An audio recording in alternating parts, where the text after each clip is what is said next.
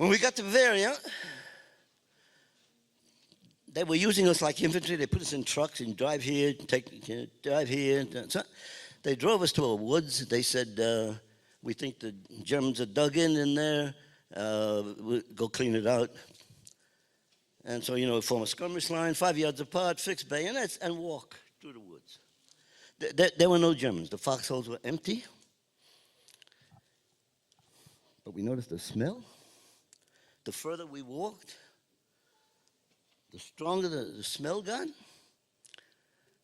And then,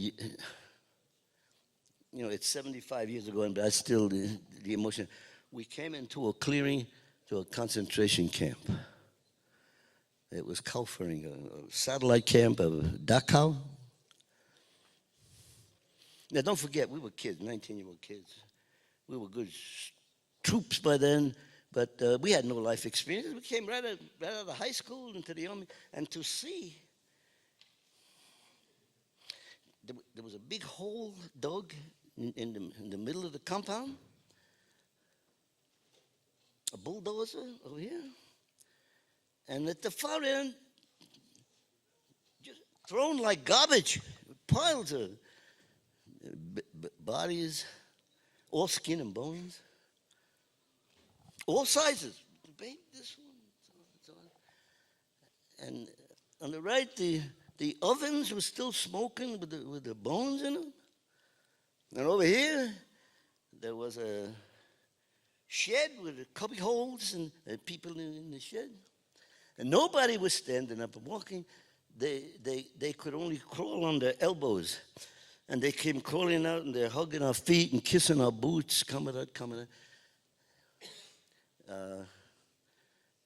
It was the shock of our lives.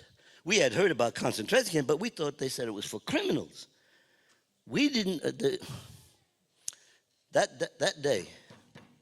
day, whatever little respect we had for the German army and the German people disappeared.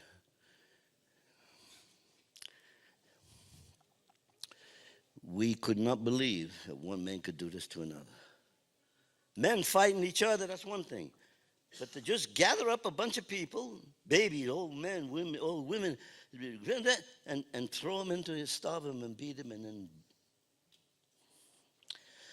then H Company did not take a prisoner for the rest of the war.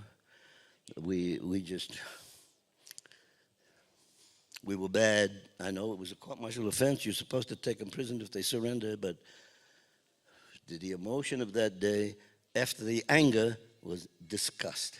We could not believe what we saw.